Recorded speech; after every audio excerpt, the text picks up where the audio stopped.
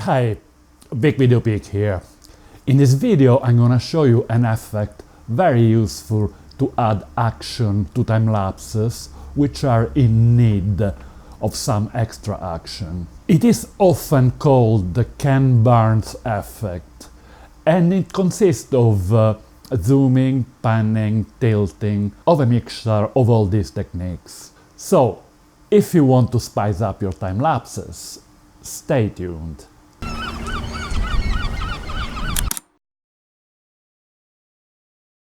Photography and video are two very different disciplines. Photography is finding the right moment. Video is all about movement. Certain situations contain enough action to make them interesting for footage. But in other cases, when there is not much going on, video just doesn't work and it would rather look like a 15 seconds photo. Very boring. That's why time lapses are so popular. They allow to add plenty of movement to situations that would otherwise be too static to make an interesting video.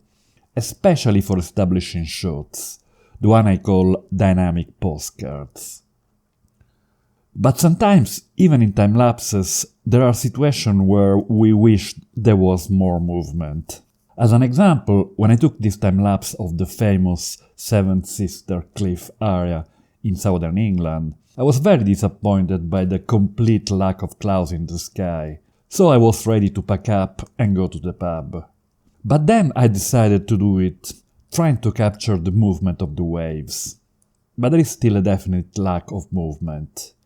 I could certainly replace the sky, and I will show you how to do it in a future video.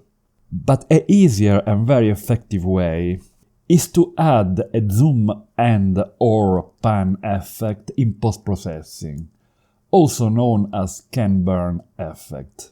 This effect was actually originally developed to animate still images, but it also worked very well for footage and time lapses. My time-lapse workflow at the moment consists mostly of Lightroom coupled with LR Time-Lapse 5, an excellent app specifically optimized for time-lapses working in pair with Lightroom. I will certainly do one or more videos dedicated to LR Time-Lapse in a few weeks. You can also apply some simple pan and zoom effect, but for this video I will use After Effects for applying the Ken Burns effect. If you're using Premiere Pro, Final Cut, or most of other video editing software, the workflow should be similar. The main thing to keep in mind when performing this effect is resolution. The more pixels you have to start with, the more room for zooming and eventually panning. Keep in mind that if you're encoding in 4K, you will need to end up with 8 million pixels. Most of today's cameras have at least 16 million pixels, so there should be still a relatively good room to spare according to the kind of camera you're using. If you're encoding in full HD, you will have no problem at all. We will be working now with 8K files shot with a Nikon D850. With a huge resolution of 45 million pixels, so there is practically no limits in what we can do. The same kind of effect is often also used for interviews or talking heads, as a static image of somebody talking can become quickly very boring. So let's have a look at how to achieve this effect. After having color graded, managed the transition and the flicker in LR Time-Lapse 5, here we are in After Effects, ready to apply the Ken Burns effect. As you can see, we have our time-lapse loaded in the timeline as a composition. In my case, it appears in brown because I have applied some changes and made a pre-comp. Normally it would appear with a blue label, but don't worry, it makes no difference at all. Let's twirl open the comp using the arrow on the left, and we access a series of parameters that we can modify. In our case, we only need to act on scale and in some cases position. Make sure that the playhead is at the beginning of the timeline. This can also be done by pressing Home on the keyboard. Now let's click on the stopwatch to the left of position and scale. This will insert a keyframe for each of the relative values at the current position of the playhead. In other words, we are saying, please kindly start the time-lapse with this zoom level at this position. Now let's press End on the keyboard to bring the playhead at the last frame. We want to go for a quite gentle zoom in and the pan toward the right to end up with London skyline in the middle of the frame. So we insert a value for scale of 130. Then we reposition the image at the desired point by clicking and dragging while the Move tool is active, or by entering the numeric values in position, or by scrubbing over and dragging. This is where the time-lapse will end, and After Effects will generate all the intermediate transitions for each frame. As you can see, 2 keyframes are automatically set for the 2 values in the new position as soon as the values are modified. Of course, it is possible to set as many keyframes we want in different points in the timeline, but in most cases 2 are enough. As you can see, the result is a smooth zoom, panning slightly towards our chosen part of the image. It is possible to go for a more aggressive move, or for a subtle one, but I would say that a zoom value of 130 is a good average point. We could of course go for the opposite effect, zooming out. In order to do so, we simply invert the values of the keyframe. If you need precision, you can just copy the numeric value for position and scale from the first keyframe to the last. Otherwise, we can just eyeball it. And this is the result.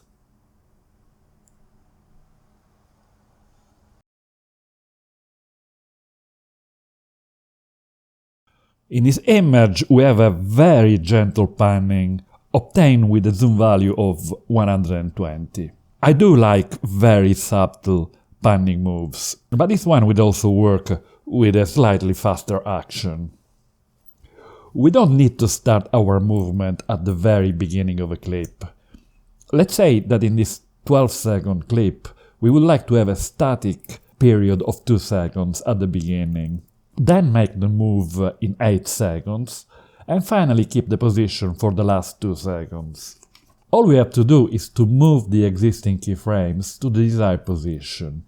Let's bring the first 2 keyframes from the start point in the timeline to 2 seconds by selecting and dragging them. We're basically saying to hold that position until that point and then start the move. Let's also bring back the last 2 keyframes by 2 seconds. As you can see in the resulting time-lapse, the movement will start after 2 seconds and is held in position in the last 2. But also note that the speed of the panning is now increased, because the same movement is performed in a smaller lapse of time. Let's try this time a tilting movement upwards. So first of all, let's zoom in the image quite deeply. With the playhead at the beginning of the sequence, let's enter a scale value of about 150. And let's position our image by centering the skyline and starting from quite low. The 2 values have been registered. We can press End to go to the last frame of the sequence. And this time we simply move the image downwards. We want to keep the same horizontal position, so best way is to just move the vertical position up to the desired point. And this is the resulting time-lapse. Let's have a look to another few examples.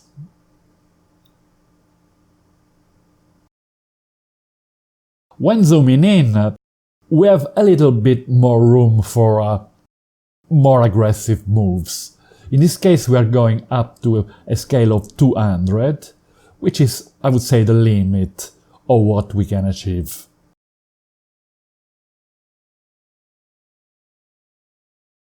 For a dramatic movement. While panning, we should be a bit more subtle. In this case, this movement is made with a scale of 130, and in my opinion is fine. While this one is done at 150 and is a bit too much, but again, it is a matter of personal preference. I would suggest to use this effect only in clips that really need some extra action. As an example, in this particular one, we have already a lot of things going on. And in my opinion, adding a panning just makes confusion. Maybe zooming will work more or less, but still, in my opinion, it's not needed. But then again, it's a matter of personal taste. A word of advice: if you're making a collection of time-lapses, use this effect sparingly. I often see short movies where this effect is applied in every single clip, and it becomes very quickly distracting and annoying. In coming videos, I will go much deeper in 8K time-lapses, so I would really suggest you to subscribe to my channel to make sure that you will not miss a part of the action. Come aboard! If you like this video, feel free to share it with your friends in social media and click the like button below. If you want to watch other tutorials about time-lapses or Lightroom or Photoshop, you will find links on the screen. Bye for now.